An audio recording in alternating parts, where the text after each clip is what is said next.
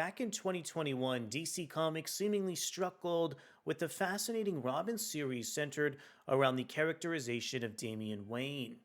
In that comic book, we got to see Damian enter the League of Lazarus Tournament and establish brand new relationships with characters like Flatline. In today's issue of Batman and Robin Chapter 7, we're set to see Flatline return to the series along with a couple of course elements of that incredible Robin comic book. My name is Arakel Braddock, and today, let's go ahead and explore the pages of Batman and Robin issue 7.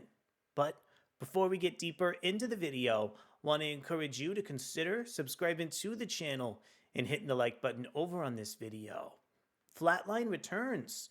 Batman and Robin are on the hunt for Man-Bat and Shush, but their search is interrupted by the return of Flatline, Damian's crush from the Lazarus Tournament. But what has followed her to Gotham? So Batman and Robin issue 7 is still written over from Joshua Williamson, featuring artwork and a cover coming in from Simone Di Meo. In addition, we have letters over from Steve Wands. And here's the cover on Batman and Robin 7. This one is set to introduce Flatline back into the cast of the core Batman and Robin series. This book has also really been devoted to refleshing out and establishing the relationship between Damian and Bruce after so many recent issues and continuity. I think it's also going to be really interesting to see how Bruce is able to interpret Damian's relationship with Flatline resurfacing in the pages of the comic book series. I want to go ahead and spotlight some of the excellent artwork coming in from artist Simone Di Meo, who's returning to the pages of Batman and Robin Chapter 7 here. So the way that Williamson and Di Meo are able to flesh out some of the narration from the character of Man-Bat is so deadly across this issue. I think this is a wonderful page to show off some of Simone Di Meo's storytelling. This opening sequence in Batman and Robin is really trying to flesh out a rift between Man-Bat and Shush on the page.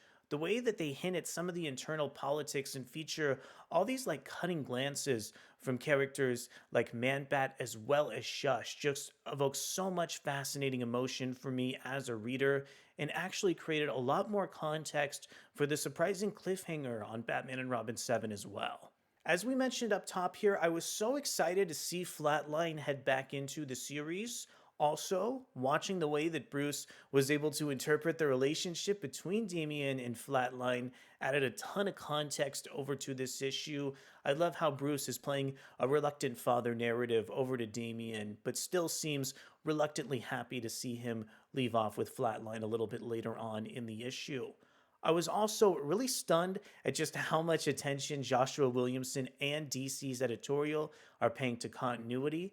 The fact that we got that brief moment in DC continuity where Flatline was headed over to Tokyo to help manage Lord Deathman's criminal empire is so fascinating. It just adds that additional layer of context to this issue that makes it feel so unique in terms of where Batman and Robin currently stand within the pages of the DC universe. I really hope that moving forward, Joshua Williamson is going to find a way to add even more of these really interesting narrative elements over for the core series.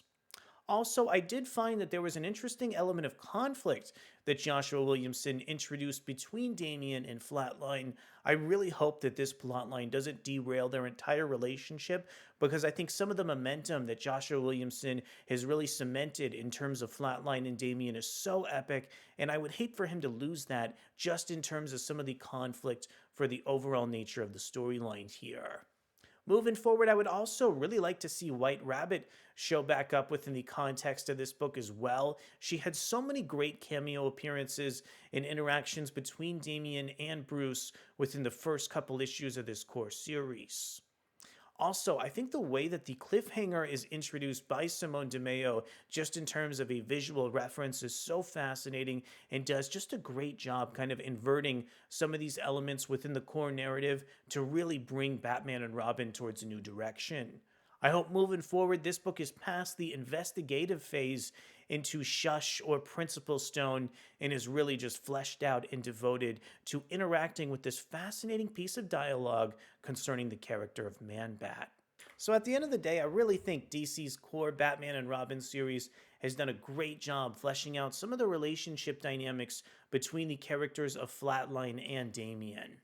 I also thought the way that Bruce was able to judge over Damian's relationship with Flatline added this great context within the course of the narrative.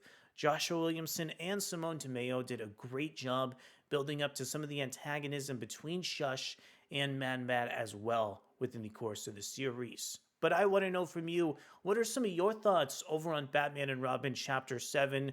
Were you intrigued by the character of Man-Bat resurfacing within the course of the narrative?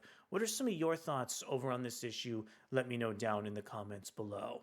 Thank you so much for coming to check out our video review over on Batman and Robin Chapter 7, and we'll be back in the near future to see wherever this series is headed next. Thanks so much, and I'll see you soon. Bye.